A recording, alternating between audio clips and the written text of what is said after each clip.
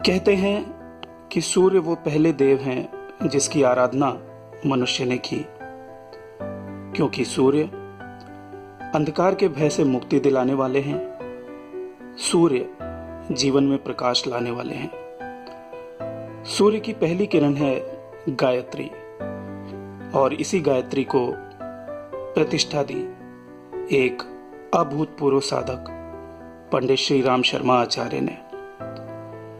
भारत के आगरा शहर के आमलखेड़ा में जन्मे इस युग पुरुष के बारे में स्वामी विवेकानंद ने कहा था कि शीघ्र ही एक गायत्री का साधक आएगा और वो पूरी दुनिया को प्रकाशित करने का काम करेगा। आचार्य श्री ने बचपन से ही समाज के लोगों के हितार्थ ऐसे काम किए जिनके लिए उन्हें अपने परिवार का भी विरोध सहना पड़ा, मगर वो लगातार निस्वार्थ भाव से परोपकार के काम करते रहे। यज्ञोपवीत संस्कार के पश्चात उन्हें गायत्री मंत्र में दीक्षित किया गया, जिसका वे अनवरत अभ्यास करने लगे। हिमालय के प्रति ऐसा आकर्षण था उनके मन में कि बाल्यावस्था में ही उन्होंने हिमालय जाने के लिए घर छोड़ दिया, परंतु घर वालों का इसका भान हो गया और आचार्य जी हिमालय जाने में कामयाब ना हो सके। शायद अभी वहां पहुंचने का उनका वक्त नहीं आया था। 15 साल की उम्र में उनके जीवन में एक ऐसी आध्यात्मिक घटना घटी जिससे न सिर्फ उनका आध्यात्मिक परिवर्तन हुआ, बल्कि स्वयं से साक्षात्कार भी हुआ और एक ऐसी नींव रख दी गई जिसने संपूर्ण जगत को आलोकित करने का काम किया।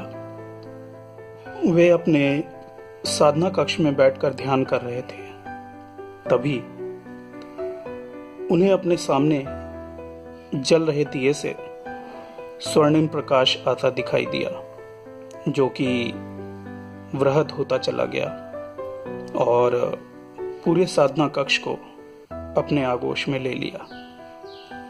उसी प्रकाश में उन्हें एक छवि दिखाई दी।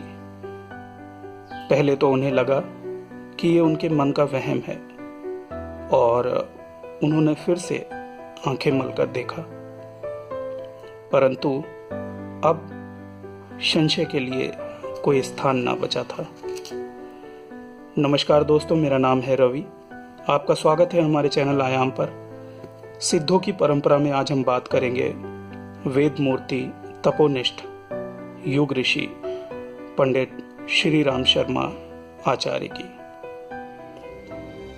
ध्यान के समय जो आकृति उन्होंने देखी वह अपने सूक्ष्म शरीर के माध्यम से वहां उपस्थित थी, और ये कोई और नहीं बल्कि वे आचार्य जी के पिछले कई जन्मों के गुरु और गायत्री परिवार के परम गुरु सर्वेशानंद जी थे।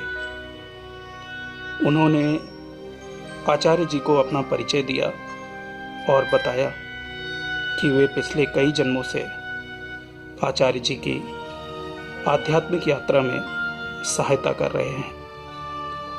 उन्होंने आचार्य जी को उनके पूर्व जन्मों का जीवंत रूप से दर्शन कराया, जिसके अनुसार आचार्य जी पूर्व जन्मों में संत कबीर, समर्थ गुरु रामदास और रामकृष्ण परमहंस जी के रूप में जन्मे थे। सर्वेशानंद जी ने उन्हें गायत्री मंत्र के 24 पुनश्चरण करने को कहा।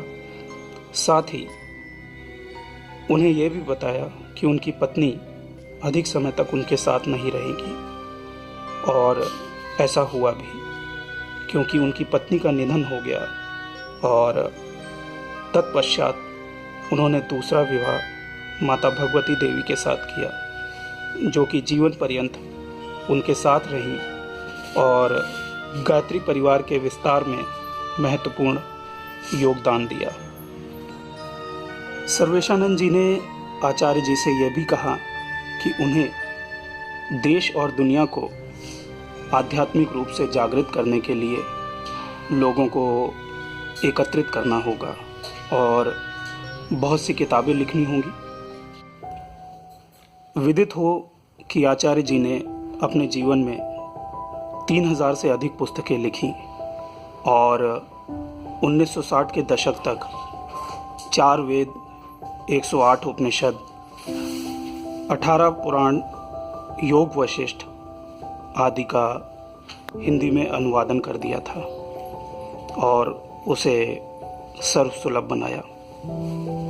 ध्यान के वक्त हुए इस अनुभव के पश्चात उन्होंने अनवरत कठिन परिश्रम किया और गायत्री की साधना को पूरी दुनिया तक पहुंचाया। इसी बीच वे उच्च कोटि की कठिन साधनाओं के लिए कई बार हिमालय भी गए। उन्होंने गायत्री के 24 पुनश्चरण भी किए और वे सारे कार्य किए जिससे गायत्री की साधना सर्वसुलभ हुई, घर घर तक पहुंची। वैसे तो आचार्य जी चमत्कार दिखाने की बात नहीं करते थे, परंतु उनके शरीर छोड़ने के पश्चात भी बहुत से लोगों को उनकी सशरीर उपस्थिति का जीवंत अनुभव हुआ और गायत्री के ना जाने कितने ही साधकों को जीवन में चमत्कारों की सजीव अनुभूति हुई। आचार्य जी के विषय में जो अन्य बातें प्रचलित हैं वो कुछ इस प्रकार से हैं। गायत्री परिवार की स्थापना करने के पश्चात उन्होंने अपनी सारी मटेरियल बिलोंगिंग्स का परित्याग कर दिया। उनके पास जो भी आता वो उसे भोजन कराते।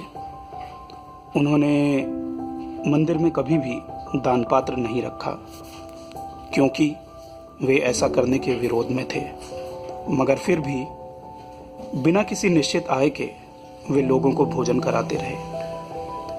यह एक चमत्कृत करने वाली बात है कि भोजन का इंतजाम स्वयं ही हो जाता। खाने के बर्तनों में भोजन की कमी कभी भी नहीं पड़ती और भोजन कभी बर्बाद नहीं होता, चाहे आने वालों की संख्या कितनी ही कम या ज़्यादा क्यों ना हो जाए। जब आचार्य जी मथुरा पहुंचे तब वो किराए के एक छोटे से घर में रहते थे और वहीं से अखंड ज्योति प्रेस का भी संचालन करते थे। उस घर में कई सालों से कोई रहा ही नहीं था। लोगों को अपने प्रवास के दौरान उस घर में डराने वाले अनुभव हुए थे और श्री राम शर्मा आचार्य जी को भी वहाँ पर परामनोवैज्ञानिक अनुभव हुए। एक दिन आचार्य जी ऊपर के कमरे में गए और वहाँ मौजूद शक्तियों से संपर्क स्थापित किया, उनके लिए साधना की और उसके पश्चात उस घर में कोई भी परामनोवैज्ञानिक गतिविधि नहीं हुई। आचार्य जी ने पहले ही अपने शरीर छोड़ने के दिन और समय की भविष्यवाणी कर दी थी। उस दिन लोगों ने अच्छे से अच्छे डॉक्टरों को बुलवाया, परंतु आचार्य जी ने अपने कहे अनुसार सबके समक्ष कहे गए समय पर शरीर छोड़ दिया। शरीर छोड़ने के पश्चात एक बार गुजरात के सूरत में अश्वमेघ यज्ञ हो रहा था। एक ऑटो वाला वहां पर आया और उसने आचार्य की फोटो दिखाकर लोगों से जानना चाहा कि ये व्यक्ति मुझे कहाँ मिलेंगे। जब लोगों ने कारण जानना चाहा तो उसने बताया कि ये स्टेशन से मेरे साथ ऑटो में यहाँ तक आए, इन्होंने मुझे किराया दिया। चूंकि मेरे पास टूटे पैसे नहीं थे इसलिए मैं पैसे तुड़वाने लगा, मगर जब वापस आया तो ऑटो में वे अनुपस्थित थे। इस बात ने लोगों को बहुत ही आश्चर्य में डाल दिया और साथ ही जब हकीकत का पता ऑटो वाले को लगा तो वह भी बहुत आश्चर्यचकित हुआ। एक ऐसा ही वाकया और भी है जब एक कपल हरिद्वार में सौभाग्यवश उनके पास रुका। सौभाग्यवश इसलिए क्योंकि उस दिन उन्हें पूरे हरिद्वार में रुकने के लिए कहीं पर भी कोई जगह न मिली। भोजन करवाने के पश्चात आचार्य जी ने महिला से कहा, बेटी तुम आज यहीं रुक जाओ, और पूछा कि तुम्हारा बेटा सरहद पर है ना, जबकि ये उनकी पहली मुलाकात थी। उन्होंने कहा, अपने बेटे से बोलना कंबल ओढ़ कर रखे। महिला को लगा कि उत्तर भारत में काफ़ी ठंड पड़ती है और शायद इसीलिए आचार्य जी ने ऐसा बोला। कुछ दिन के पश्चात उस स्त्री को सरहद पर तैनात अपने बेटे से पत्र मिला।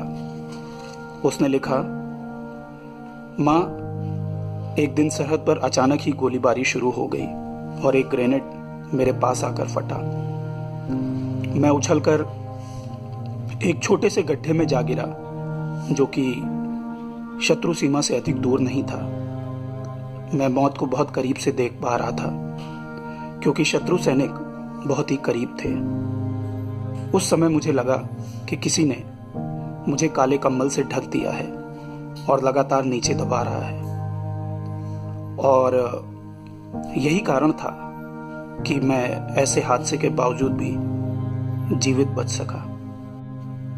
दोस्तों, गायत्री की साधना को घर घर पहुंचाने के लिए आचार्य जी ने जो कार्य किए, उससे उनके उच्च कोटि के सांसारिक एवं आध्यात्मिक व्यक्तित्व का परिचय मिलता है, और साथ ही यह भी पता चलता है कि गुरु द्वारा बताए गए मार्ग का जो भी सच्चे दिल से, पूर्ण विश्वास से अनुसरण करता है, वह एक दिन निश्चित रूप से आध्यात्मिक और सांसारिक जीवन में ध्वज लहराता है। गुरु सिर्फ एक व्यक्ति नहीं होता, बल्कि एक पद होता है, और यदि आप इस पद पर पूर्ण विश्वास से अपने आध्यात्मिक मार्ग का अनुसरण करते हैं तो संसार की समस्त शक्तियां और गुरु सत्ता उस पद की गरिमा बनाए रखने के लिए आपकी सहायता करती है। यानी कि आखिर में ये आपके अपने विश्वास, धैर्य और समर्पण की परीक्षा है, और इसमें सफल होने वाला निश्चित तौर पर परम उपलब्धि को प्राप्त होता है। और शायद इसीलिए कहा गया है, गुरुर ब्रह्मा गुरुर विष्णु गुरुर्देवो महेश्वराय गुरुर साक्षात परम ब्रह्म तस्मै श्री गुरुवे नमः। महाशक्ति आपकी रक्षा करें, आपके जीवन में शुभता हो, ऐसी मेरी ईश्वर से प्रार्थना है।